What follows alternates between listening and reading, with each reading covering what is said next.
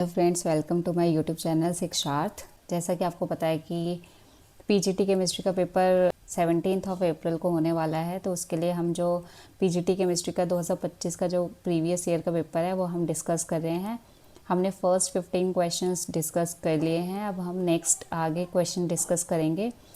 और जिन बच्चों को क्वेश्चन पेपर चाहिए पीडीएफ फॉर्म में, तो बहुत ही जल्द वो प्रोवाइड हो जाएगी। मैं कोशिश करूँगी कि बहुत ही जल्द उसको पीडीएफ फॉर्म में आपको कन्वर्ट करके दे दूँ। अभी के लिए हम डिस्कस कर रहे हैं आगे के क्वेश्चन। और वन मोर न्यूज़, क्योंकि पीजीटी केमिस्ट्री 2025 का रिज़ल्ट आउट हो चुका है, जिसकी कट ऑफ अच्छी खासी गई है। तो इससे आप अंदाज़ा लगा सकते हैं कि आपको प्रिपरेशन किस तरीके से करनी है। पेपर देखिए, competition is not easy, competition is very tough. ठीक है, हर कोई पढ़ रहा है, तो आप भी अपनी पढ़ाई पूरी तरीके से कीजिए ताकि आप ये पेपर अपना क्लियर कर ले। ठीक है, चलिए देर ना करते हुए आगे क्वेश्चन डिस्कस करते हैं। क्वेश्चन नंबर 16 था आपका, which of the following is or are correct about the quantum mechanical model of the atom. तो आपको स्टेटमेंट्स गिवन है। Electrons are described by wave function that define regions of probability rather than specific orbits. Statement 2 है आपका, the position and the momentum of an electron can not be precisely measured simultaneously. और आपका statement 3 है, electrons orbit the nucleus in a fixed circular path with the quantized energy level. Bohr model of the atom हमने पढ़ा था, तो उसने Bohr ने यही कहा था कि जो इलेक्ट्रॉन है वो न्यूक्लियस के चारों तरफ इन अ फिक्स्ड ऑर्बिट रिवॉल्व करते हैं इन अ क्वांटाइज्ड एनर्जी लेवल्स, यानी कि उनकी जो इलेक्ट्रॉन की जो एनर्जी होती है वो क्वांटाइज्ड होती है, फिक्स्ड होती है, but they revolve around the nucleus in a fixed orbit, जो कि आगे चलकर रॉन्ग हो गया था क्वांटम मैकेनिक्स के अकॉर्डिंग, क्योंकि क्वांटम मैकेनिक्स कोई भी ऑर्बिट को स्पेसिफाई नहीं करती। क्वांटम मैकेनिक्स क्या बताती है कि न्यूक्लियस के चारों तरफ जो रीजन है उसमें इलेक्ट्रॉन को we can find. Electrons do not revolve around the nucleus in a circular path, यानी कि इलेक्ट्रॉन्स जो होता है वो सर्कुलर पाथ में रोटेट नहीं करता। स्टेटमेंट 1 आपका करेक्ट है। जो स्टेटमेंट 2 है, ध्यान से देखिए, the position and the momentum of an electron can not be precisely measured simultaneously. तो इसका मतलब यही है, हाइजेनबर्ग जो प्रिंसिपल था उसने यही बताया था कि हम इलेक्ट्रॉन का ना पोजीशन और मोमेंटम दोनों एक साथ फाइंड नहीं कर सकते। You can either find the position or the momentum at any instant of time, यानी कि आप एक इंस्टेंट ऑफ टाइम पे या तो पोजीशन ही फाइंड कर सकते हैं या तो momentum he. Both can not be precisely measured simultaneously, एक साथ आप दोनों को मेजर नहीं कर सकते। तो स्टेटमेंट 2 भी आपका करेक्ट है, वो हाइजेनबर्ग प्रिंसिपल है आपका ये। और जो ऑप्शन जो आपका स्टेटमेंट 3 है, electrons orbit the nucleus in a fixed circular path with a quantized energy level, ये बोहर का है, ये क्वांटम मैकेनिक्स का पॉस्टुलेट नहीं है। तो इसलिए आपका जो स्टेटमेंट 1 एंड 2 है जो करेक्ट है। स्टेट जो आपका ऑप्शन नंबर 3 है वो करेक्ट है, जिसमें स्टेटमेंट 1 एंड 2 आर करेक्ट लिखा हुआ है। Move on to next question. Question number 17 है आपका, what is the equivalent weight of sulfuric acid when it acts as an acid in a reaction। तो आपसे इक्विवेलेंट वेट पूछा है सल्फ्यूरिक एसिड का रिएक्शन में, जब वो एज एन एसिड की तरह बिहेव करे। इक्विवेलेंट वेट कैसे निकालेंगे आप? इक्विवेलेंट वेट आप कैसे निकालेंगे? क्योंकि ये एसिड है, तो इसकी जो प्रोटॉन जो ये डोनेट करेगा वो 2H प्लस है, यानी कि इसकी जो सल्फ्यूरिक एसिड की जो बेसिसिटी है वो कितनी है? 2। H2SO4 की बेसिसिटी कितनी है आपकी? 2 है। तो जो इसका इक्विवेलेंट वेट होगा वो क्या होता है? मोलर मास अपॉन में बेसिसिटी ऑफ एन एसिड। तो कितना होगा ये? 98 अपॉन में 2। जब आप इसको कैंसिल आउट करेंगे तो आपका आ जाएगा आंसर 49 ग्राम पर इक्विवेलेंट। तो जो आपका ऑप्शन है, आपके ऑप्शन है 24.5 ग्राम पर इक्विवेलेंट, 49 ग्राम पर इक्विवेलेंट, 196 ग्राम पर इक्विवेलेंट और 98 ग्राम पर इक्विवेलेंट। देखिए, जो आपका ऑप्शन नंबर 2 है 49 ग्राम पर इक्विवेलेंट, वो आपका option number 2 is correct. Next question आपका, what is the empirical formula of a compound that contains 40% sulphur and 60% oxygen by mass. तो इसमें आपको एम्पेरिकल फार्मूला पूछा है और आपको मास परसेंटेज गिवन है। सल्फर का मोलर मास गिवन है 32 ग्राम पर मोल और ऑक्सीजन का जो मोलर मास है वो है 16 ग्राम पर मोल। आपसे जो एम्पेरिकल फार्मूला पूछा जाता है, तो जो आपको मास परसेंट गिवन है आप उसको किस में कन्वर्ट करते हैं? आप उसको ग्राम्स में ही मान के चलते हैं कि सल्फर आपका 40 ग्राम है और जो ऑक्सीजन है आपका वो 60 ग्राम है। और आपको इसमें पहले आपको मोल्स निकालने होंगे कि इस कंपाउंड के अंदर सल्फर और ऑक्सीजन के मोल्स कितने प्रेजेंट है। तो देखते हैं कैसे हो गई। सल्फर कितना है? 40% है, इसको मानकर चलिए 40 ग्राम ही with respect to 100 gram of the compound.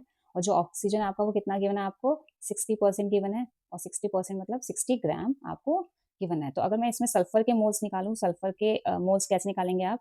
Moles of sulphur 40 upon में आपको 32 गिवन है और जब आप इसको कैंसिल आउट करेंगे तो जो आपका आंसर आएगा वो आएगा 1.25। ठीक है, और जो आप मोल्स ऑफ सल्फ ऑक्सीजन निकालेंगे, मोल्स ऑफ ऑक्सीजन भी निकाल लेते हैं, 60 अपॉन में 16 ग्राम और जब आप इसको कैंसिल आउट करेंगे तो आपको कितना आएगा? 3.75।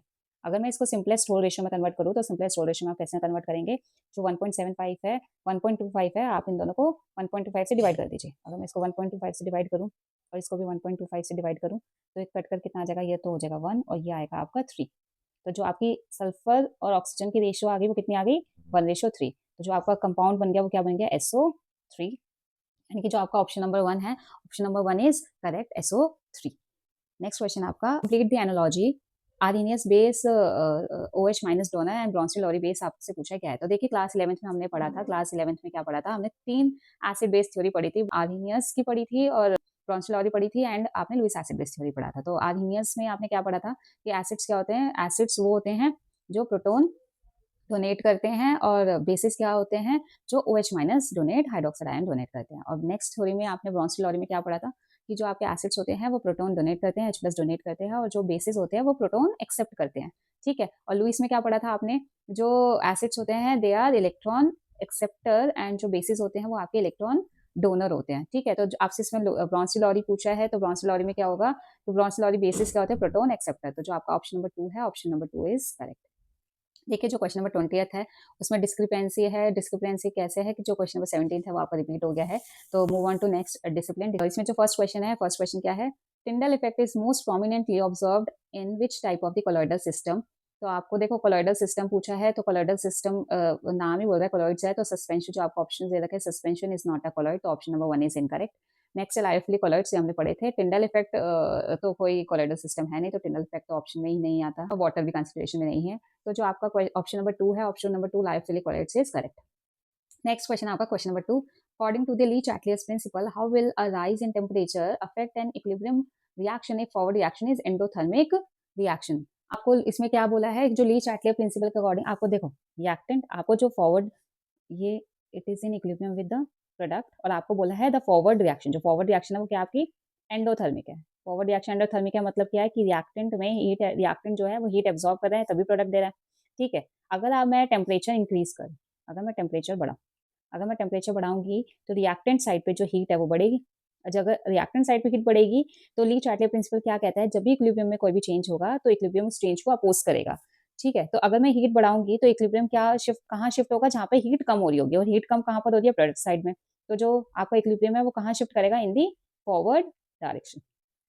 फॉरवर्ड डायरेक्शन का मतलब क्या है आपका कि जो प्रोडक्ट है आपको ज्यादा से ज्यादा प्रोडक्ट मिलेगा। तो जो आपके ऑप्शंस है वो आपके ऑप्शंस क्या है, the equilibrium will shift in towards the product, ये आपका option number first is correct है। The reaction will stop, reaction stop तो बिल्कुल नहीं होगा। The equilibrium will not affected by the temperature, ऐसा हो ही नहीं सकता क्योंकि जो इक्विलिब्रियम होता है वो टेम्परेचर डिपेंडेंट होता है, तो टेम्परेचर चेंज होने से इक्विलिब्रियम अफेक्ट जरूर होगा। तो equilibrium will shift towards the reactant side नहीं होगा, प्रोडक्ट साइड होगा। तो जो आपका ऑप्शन नंबर 1 है, option number 1 is correct. Next question आपका question number 3, physical adsorption can be distinguish from the chemical adsorption by. तो देखो इसमें फिजिकल एड्सॉर्प्शन और केमिकल एड्सॉर्प्शन के बीच में डिफरेंस पूछा है, तो आपको पता ही होगा जो फिजिकल एड्सॉर्प्शन होते हैं वो लो टेम्परेचर पे होते हैं। ठीक है, और इसकी जो एक्टिवेशन एनर्जी होती है वो कम होती है, मतलब कम रिक्वायर्ड होता है energy to take it place. And जो केमिकल एड्सॉर्प्शन होते हैं आपके, वो केमिकल एड्सॉर्प्शन जो है उसको थोड़ा हाई टेम्परेचर की जरूरत होती है क्योंकि उसका एक्टिवेशन एनर्जी ज्यादा होता है। ठीक है, और वो इरिवर्सिबल होते हैं केमिकल एड्सॉर्प्शन आपके, फिजिकल एड्सॉर्प्शन आपके रिवर्सिबल इन नेचर होते हैं। तो जो आपके ऑप्शंस है वो ऑप्शंस क्या है आपके, high activation energy requirement, physical adsorption को होने के लिए हाई एक्टिवेशन एनर्जी की जरूरत नहीं होती, तो ये ऑप्शन नंबर 1 आपका गलत है। नेक्स्ट है option number 2, the formation of the monolayer, monolayer नहीं बनता है इसमें। एंड ऑप्शन नंबर 3 है आपका slow rate of adsorption, slow नहीं है ये। ऑप्शन नंबर 4 है आपका occurring at low temperature and being reversible. ठीक है, तो जो फिजिकल ऑप्शन नंबर 4 आपका करेक्ट है क्योंकि ये एट लो टेम्परेचर होता है और रिवर्सिबल इन नेचर होता है फिजिकल एड्सॉर्प्शन। क्वेश्चन नंबर 4 था आपका, in the qualitative analysis of the group 3 cations are precipitate as hydroxide by adding ammonium hydroxide to their salt solution containing ammonium chloride, which of the following statement is or are correct। देखिए ये आपसे qualitative analysis जो हम class 11-12 में करते हैं, BSc में भी करते हैं सॉल्ट एनालिसिस, ये वहां से पूछा है क्वेश्चन। तो देखिए जो आपके स्टेटमेंट्स है, इसमें स्टेटमेंट्स क्या है आपके, the common ion effect of the hydroxide ion in basic medium helps to maintain high concentration of OH minus which facilitate the precipitation of group 3 cations. यानी कि इसमें क्या कह रहा है कि जो आपको OH माइनस आयन की जो कॉन्सेंट्रेशन है वो ज्यादा चाहिए ग्रुप 3 के कैटायंस को प्रेसिपिटेट करवाने के लिए। नेक्स्ट है आपका statement, group 3 cations require higher concentration of OH minus to precipitate compare to the cations of higher group because of their higher KSP values. तो देखिए स्टेटमेंट ए और स्टेटमेंट बी दोनों एक ही बात कह रही है कि हाई रिक्वायरमेंट ऑफ आपको OH माइनस की ज़रूरत है, तभी आपका जो ग्रुप 3 के कैटायंस है वो प्रेसिपिटेट होंगे। ठीक है, तो जो स्टेटमेंट सी है आपका, group 3 cations precipitate as hydroxide because their KSP values are low enough to allow precipitation at low OH minus concentration. इसमें उसका उल्टा है कि स्टेटमेंट सी कह रहा है आपका कि इसमें आपको जो OH माइनस आयन की कॉन्सेंट्रेशन है वो कम चाहिए ताकि वो प्रेसिपिटेट हो जाए, क्योंकि उनका केएसपी वैल्यू कम है। और जो स्टेटमेंट डी है आपका, वो स्टेटमेंट डी क्या कह रहा है कि ammonium the presence of NH4 plus ions in the solution suppresses the degree of dissociation of ammonium hydroxide, thus reducing the concentration of OH minus and promoting the precipitation of group 3 cations।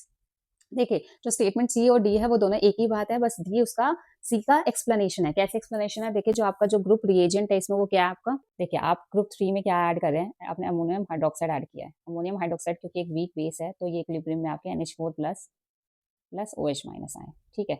और आपने इसमें क्या add किया, NH4Cl add किया, जो कि एक salt है जो डिसोसिएट हो जाएगा NH4 plus plus Cl minus में।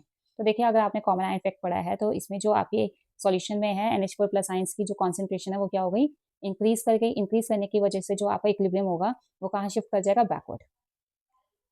ठीक है, अगर ये बैकवर्ड शिफ्ट करेगा तो आपका NH4OH जो है वो कम डिसोसिएट करेगा, जिसकी वजह से आपकी जो OS माइनस आयन की कॉन्सेंट्रेशन है वो क्या हो जाएगी, डिक्रीज कर जाएगी। डिक्रीज करने की वजह से क्या होगा, जो आपके जो ग्रुप 3 के जो कैटाइंस हैं Fe3 plus, Al3 plus and chromium 3 plus, इनको क्या चाहिए, OH ion, OH minus ion की कम कॉन्सेंट्रेशन चाहिए, जिसकी वजह से ये प्रेसिपिटेट हो जाए। क्यों? क्योंकि इनका जो KSP होता है वो क्या होता है, लो KSP है, इसलिए इनको कॉन्सेंट्रेशन क्या चाहिए, OH माइनस की कम चाहिए ताकि प्रेसिपिटेट हो जाए। तो जो आपका जो ऑप्शन स्टेटमेंट सी है वो यही कह रहा था कि आपको इसमें OH माइनस आयन की कॉन्सेंट्रेशन कम चाहिए, ठीक है। और जो स्टेटमेंट 4 है आपका, स्टेटमेंट 4 इसका रीजन है कि OH माइनस आयन की कॉन्सेंट्रेशन कैसे डिक्रीज हो रही है, क्योंकि जो NH4 प्लस आयंस है आपके वो सप्रेस कर रहे हैं डिसोसिएशन ऑफ NH4OH, जिसकी वजह से आपकी जो OH माइनस की कॉन्सेंट्रेशन है वो कम हो रही है। तो जो आपका स्टेटमेंट सी और डी है, statement C and these statements are correct. तो जो आपके ऑप्शंस है वो आपके ऑप्शंस क्या हैं, only A, only D, both A and B and both C and D. तो जो आपका ऑप्शन नंबर 4 है, C both C and D statements are correct. Next है आपका option number 5, which assumption is fundamental to the Langmuir isotherm model. तो Langmuir के ऊपर है ये क्वेश्चन, एडसॉर्प्शन के ऊपर। तो लैंगमुइर एडसॉर्प्शन आइसोथर्म में आपने क्या पढ़ा था, it deals with the monolayer only. तो चलिए ऑप्शन पढ़ लेते हैं, इसके ऑप्शंस क्या है। Adsorption energy increases with the surface coverage. Next option है आपका मल्टीलेयर एडसॉर्प्शन। आपका मल्टीलेयर तो होता नहीं है, adsorption is limited to the monolayer, तो ये आपका ऑप्शन करेक्ट है, it is limited to the monolayer. Next option आपका एडसॉर्प्शन करा at heterogeneous sites on the surface, तो ये भी नहीं है आपका। जो आपका लैंगमुइर एडसॉर्प्शन आइसोथर्म का जो पॉस्टुलेट आपका वो यही है, it deals in the monolayer only. I hope ये वीडियो आपके लिए हेल्पफुल रहे और आपकी प्रिपरेशन में थोड़ा सा भी हेल्प करे। नेक्स्ट क्लास में मिलेंगे और क्वेश्चंस के साथ, तब तक के लिए नमस्कार।